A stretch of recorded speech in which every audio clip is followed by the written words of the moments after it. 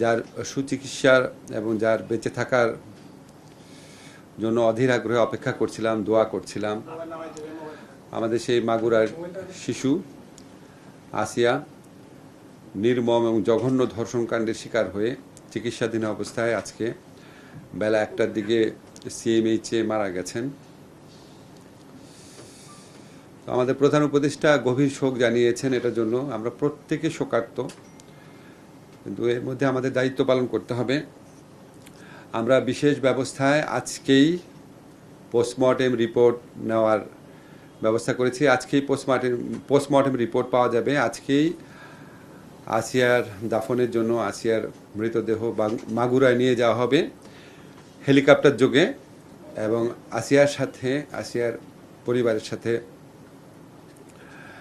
উপদেষ্টা পরিষদ এবং সরকারের পক্ষ থেকে আমাদের উপদেষ্টা ফরিদা আক্তার উনি উপস্থিত থাকবেন। উনি হেলিকপ্টারে করে যাবেন, অ্যাকম্পানি করবেন মাগুরাতে, দাফন পর্যন্ত থাকবেন। আর আপনাদের আমি বলেছি আজকেই পোস্টমর্টেম রিপোর্ট হবে, ডিএনএ রিপোর্ট, এটা একটা প্রক্রিয়া থাকে। আমরা আশা করছি আগামী 5 দিনের মধ্যে পেয়ে যাব। ডিএনএ স্যাম্পল কালেকশন করা হয়ে গেছে অলরেডি। 12-13 জনের 161 স্টেটমেন্ট নেওয়া হয়েছে। আমরা আশা করছি 7 দিনের মধ্যে বিচার কাজ শুরু হবে। এবং আপনারা জানেন অতীতে বিচার কাজ শুরু হয়ে দ্রুত 7-8 দিনের মধ্যে বিচার কাজ শেষ হওয়ার, ধর্ষণের মামলার 7-8 দিনের মধ্যে বিচার কাজ শেষ হওয়ার নজির আছে অব্যাহত শুনানির মাধ্যমে। 7 দিনের মধ্যে ইনশাআল্লাহ যদি আমরা বিচার কাজ শুরু করতে পারি, আমাদের বিচারক ওনারা সর্বোচ্চ দ্রুততার সাথে ন্যায় বিচার নিশ্চিত করেই বিচার করতে পারবেন।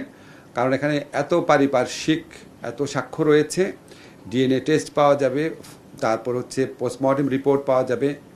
ফলে আমরা আশা করছি খুব দ্রুততম সময়ে এই মামলার বিচার হবে এবং ইনশাআল্লাহ দোষী সাব্যস্ত হলে দৃষ্টান্তমূলক শাস্তি হবে।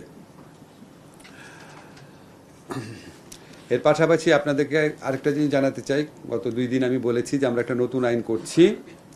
নতুন আইনের প্রাথমিক ড্রাফট হয়েছে। আপনারা জানেন অনেক স্টেক হোল্ডার আছে, ওনাদের সাথে কনসালটেশন করতে হয়।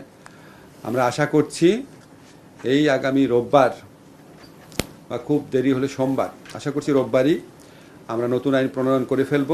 নতুন আইনের বিধানগুলো সম্পর্কে আপনাদের বলেছি। সেটার সাথে একটা জিনিস শুধু অ্যাড করতে চাই, নারী ও শিশু নির্যাতন দমন আইনের অধীনে শুধুমাত্র শিশু ধর্ষণ ও বলৎকারের ঘটনাগুলো দ্রুত উপযুক্ত বিচার নিশ্চিত করার জন্য আমরা স্পেশাল ট্রাইব্যুনাল গঠন করতে যাচ্ছি। ওই স্পেশাল ট্রাইব্যুনাল গঠনের বিধান থাকবে, যেই স্পেশাল ট্রাইব্যুনাল কাজ হবে শুধুমাত্র শিশু ধর্ষণ আর বলৎকারের ঘটনার বিচার করা, যাতে এটা দ্রুত করা যায়, যাতে এখানে সর্বোচ্চ রাষ্ট্রের মনোযোগ দেওয়া যায়। আজকের ঘটনা তো বিচার শুরু হয়ে যাবে, এর মধ্যে স্পেশাল ট্রাইব্যুনালটা করা হবে অন্যান্য ধর্ষণের কাজে দ্রুত বিচারের জন্য। স্পেশাল ট্রাইব্যুনাল গঠিত হতে হতে আসিয়ার বিচার শুরু হয়ে যাবে এবং আসিয়ার বিচার আমরা আশা করছি নিরবচ্ছিন্ন শুনানির মাধ্যমে হবে দেখে এখানে আর স্পেশাল ট্রাইব্যুনাল দরকার হবে না।